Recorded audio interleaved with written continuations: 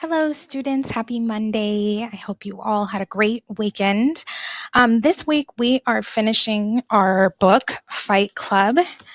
This is the best part of the book right now, where you guys are at. It's a great ending. So you're going to do that. We're going to wrap up our discussion on that next week, and we're going to start getting into our second essay next week as well. We'll have a few weeks to compose that essay, and then we'll be finished with Unit 2. Aside from that, what else are we doing here? Well, you're going to have to complete the hidden gem, complete the discussion post for the week, finish Fight Club, finish the reading quiz, reply to 2 peers. Oh, we're also doing a bit of grammar now. So I've assigned you to read chapter 2 sentence fragments in the Little Seagull Handbook, and also to take the quiz from that as well. So you'll have to do those things. Let's get into the module and just kind of check out what's going on. So here is week 8. I'll go ahead and publish that for you guys. So here's your hidden gem that you need to post in. And your first actual hidden gem for this week is going to be the following information. I have been getting a lot of hidden gems where people post the first hidden gem. And then when that posts and they're able to see everybody else's answers, then they post a comment connected to their original post that includes the rest of the hidden gems. I'm not going to accept that anymore for credit. So your first hidden gem is that you must post all hidden gems in your original comment in the hidden gem. If you post more than one reply in the hidden gem, you're not going to be able to get credit for that attendance. Okay, I want them all in your one original post. Even after I sent out the announcement last week, I still got like 4 at least that didn't do that. So from here on out, I'm just not going to be giving any attendance for hidden gems if they are posted not in one single hidden gem. So that's your first hidden gem. Put that into a sentence and that will be hidden gem number 1, okay? Let's see here. I have a PowerPoint I want to go through. But before that, I actually have a second hidden gem, which is in order to complete the grammar quiz, you are going to need to have purchased that access code that we talked about in the beginning of the semester. So some of you may have purchased your book used, and if you hadn't purchased the actual access code yet, you'll need to do that. And if you don't remember how to do that, you just need to go up into the ebook up here, and it will pop up an option for you to purchase that access code. And I'm not sure exactly how it works. I think, right here in purchase options, see, so you could just purchase that access code if you already have the book. We're going to start using the textbook again next week, just so everybody's on the same page. But your second hidden gem is you must purchase an access code this week if you don't have one already. All right, so let's get into our lecture for this week. So we're going to talk about Fight Club. I read your discussion posts and I thought they were really insightful and good overall. I enjoyed reading them. The questions were, does Fight Club accurately portray men? Is it a one-sided portrayal, or is it more nuanced than it might seem? The second question was, what makes men men, and how are we in our American society teaching boys to fill those roles?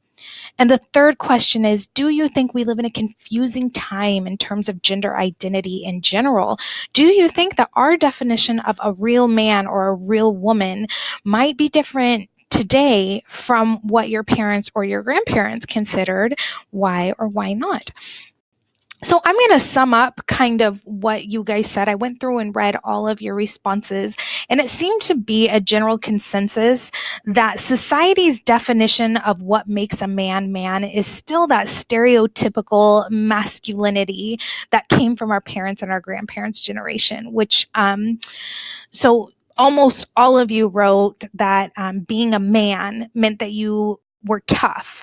That included being tough meant that you could not show, which is also another way of saying you must repress many kind of natural and human emotions that both males and females have. Sadness, anxiety, insecurities, tenderness, hurt, all of those kinds of emotions. Those emotions are not limited to females. Men absolutely have those emotions. Those are human emotions: to be sad, to be hurt, to be scared, to be insecure. There's no men who don't have those emotions. However, it is expected in our society, if you are a man, that you don't really get to express those emotions. But on the flip side, men are allowed to express some emotions. So some emotions that seem to be acceptable in our society to express are things like being angry, showing anger, showing hostility. A lot of times men can express those emotions through dominance, through aggression, or violent behavior. Those are actually socially acceptable ways for men to express the emotions that they're allowed to express. Another way men are encouraged to express their emotions is through sex. While showing tenderness and love through those softer sides of themselves is not really encouraged by society, it is something they sometimes do in private, maybe. But it's definitely not encouraged, at least from what you guys talked about in your discussion board when you talked about sex, was that that hypersexuality was encouraged, but that softer side of love was not encouraged to show. And if it was something that could only be done in private. So I want to talk about a term that's being discussed very recently. And I want you to keep in mind that this novel we're reading right now was written in, I believe it was the early 90s was when this was published. So we're talking, almost 30 years ago, this novel was written. And we have a term that we've really only been using for a couple years. And that term is toxic masculinity. And right away, I want to acknowledge that this can be a tricky topic to discuss. The reason why is because so many people just look at the words that make up this term, toxic masculinity, and they are immediately offended and feel like this must be some sort of attack on men, that this is a sexist. Anything we talk about from here on out is going to be sexist, and it's going to be insulting, and it's going to be bigoted against men as a gender. But I want us to understand what the definition of toxic masculinity actually is when we talk about it, all right? Toxic masculinity is not a term that is trying to say masculinity is toxic, that all men are toxic and all masculinity is toxic. Only specific society kind of bred behaviors are what toxic masculinity is discussing. And on the flip side of toxic masculinity, we could easily have a discussion about toxic femininity. This is not limited to men as a gender. We have these same issues for females too, and we could easily talk about those, and we actually have been talking about those in feminist theory discussions and readings for so many years. So when you think about things like eating disorders, plastic surgery, things like that, those would all be examples of toxic femininity and social norms. So while the focus of the novel that we're reading is on masculinity, there are times inside of his novel where he is hinting at toxic femininity as well. He doesn't get into it at all in the same way that he's really highlighting toxic masculinity.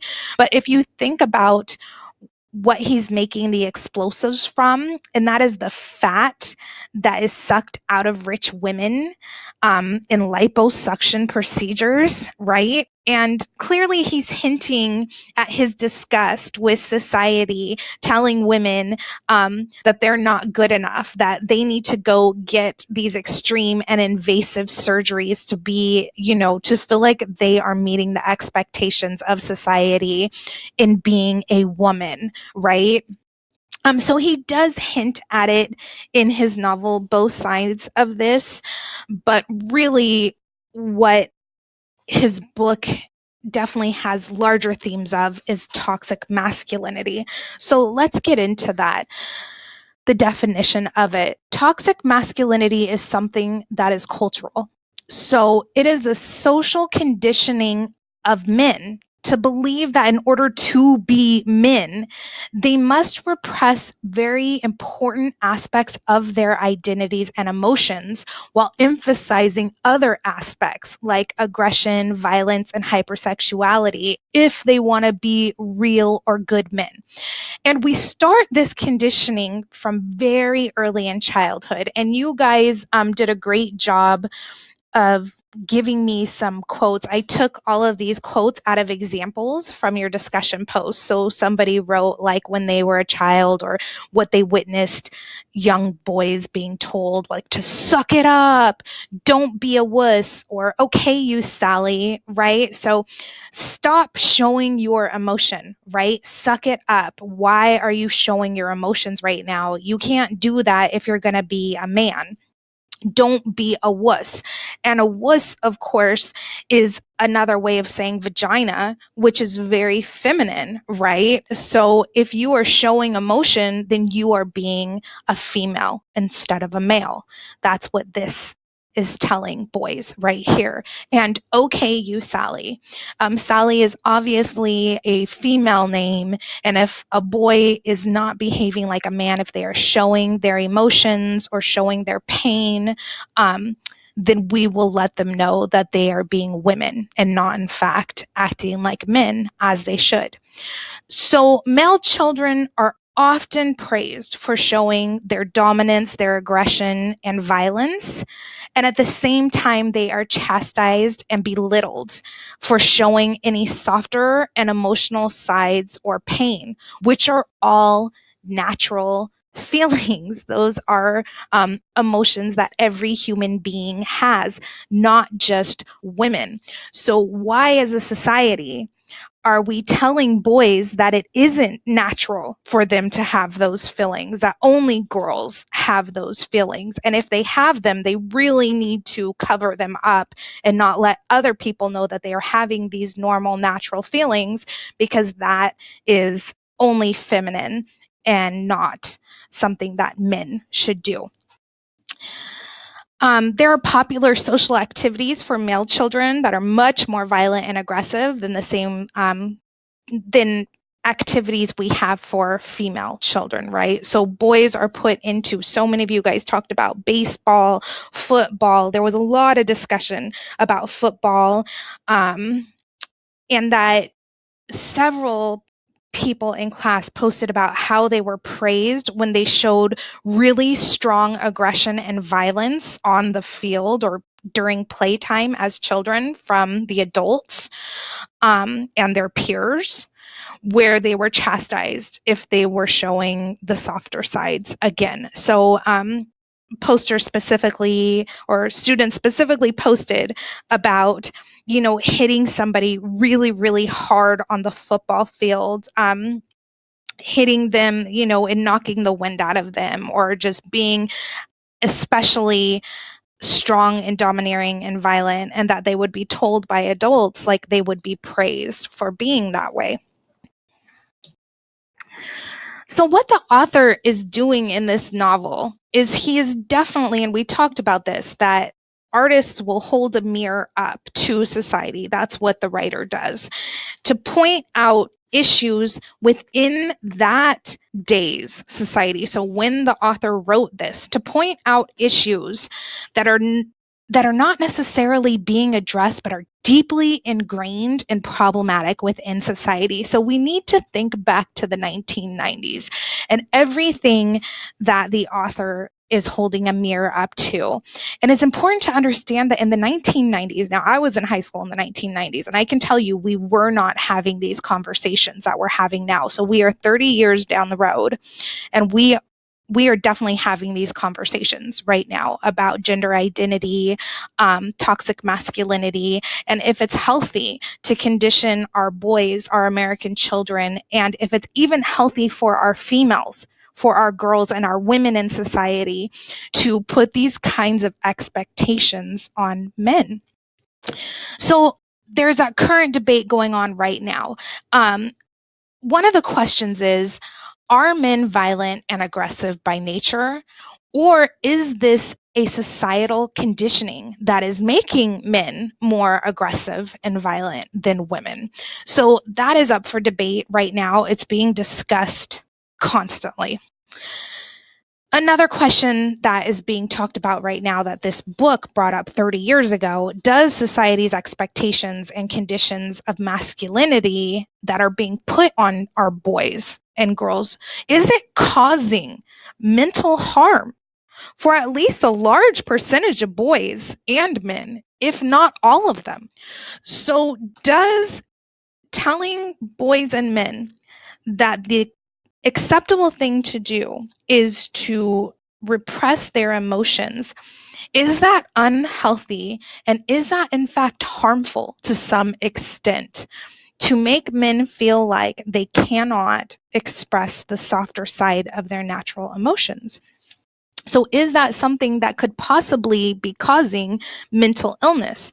And while Fight Club is obviously a dramatization of this, we definitely have some characters being painted here who are very mentally unstable. We have characters who cannot cry, who cannot show emotion, and the only place they can feel anything, our narrator says he is numb.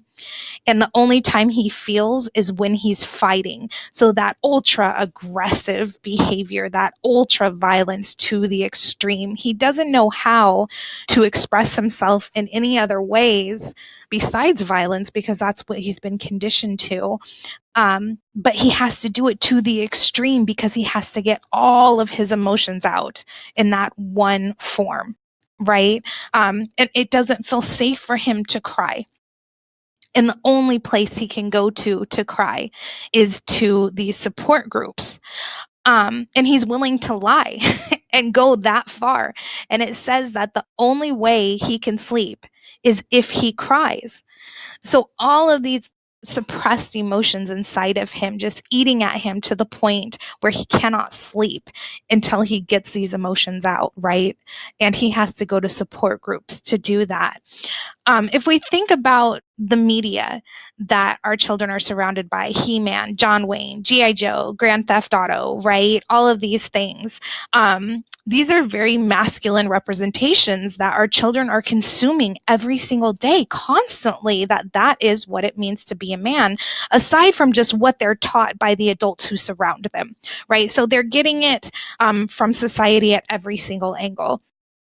And if we think deeply about it, are there very many representations in the media of men who are actually emotionally in touch with themselves, who use strong communicative skills and diplomacy to settle disputes, or settle any kind of problems they may be coming into? So do boys have many, if any, of those types of role models to base their own emerging identities of masculinity with there? So these are all really important questions that are being discussed today. And what is so wonderful about literature is that we had someone holding a mirror up to those exact issues 30 years ago before society was ready to discuss it. And when we first started talking about why read literature, we discussed how literature is a catalyst to social change. So literature, the artist is able, the author is able to hold a mirror up and really highlight the shortcomings of society that we may not be able to see yet as a society because we are so deeply ingrained in the middle of it. And it took a long time for these discussions to really be shaping society. One of the questions in the discussion board was, do you think society is changing? And a lot of you said it hasn't changed enough, or not a lot, but yes, it is beginning to change. And that is probably because these conversations are happening. So we are starting to see boys be encouraged to show their emotions, right? We're starting to have these conversations and understand and question if it's healthy or not, and understand that this can have some serious health ramifications for men and boys if they can't show their emotions, if they are trained by society to repress those types of emotions. That's the end of this lecture. I did put up some new things. That's kind of just a sum up of the discussion board that we had last week. There's one more thing I want to talk about. This is going to be your hidden gem number 3. And in the discussion board last week, while they were very insightful, one thing that was lacking frequently was the textual support. And while some people maybe put one quote or one example in to support their answers, I think these answers needed more than one example or one quote. So instead of just one example in the book of something to support yourself, why don't you try finding a handful, like 3 examples maybe. If you really want to be well supported in the claims you're making about the questions, it's going to take more than one example or one quote. So do try to use sufficient textual support to back up your claim, because if you only use one example, it's like, well, that could have just been a one-off. That's really not strong enough support to totally back up the claim that you're making. So you want to have more than one example or one piece of textual support in your answers. And some of you did. I'd say it was about half and half. So if you want to, you can go back through and look at the answers that your peers gave and see how some of them supported themselves better by using a couple examples with a couple quotes, and then analyzed how those things supported the claims that they were making. We worked on that a little bit in the journal Tell Me Something, and I want you to continue that sort of academic writing in these discussion board posts. All right, that's it for me. So you guys have a wonderful week. Don't forget that you do have some grammar stuff, which is a little out of the norm for our class so far. I think this is the first one. So don't forget that you have that due on Sunday. So you may want to start working on that earlier in the week, because you also have to finish that book and take your reading quiz on Sunday. All right, you guys, have a great one.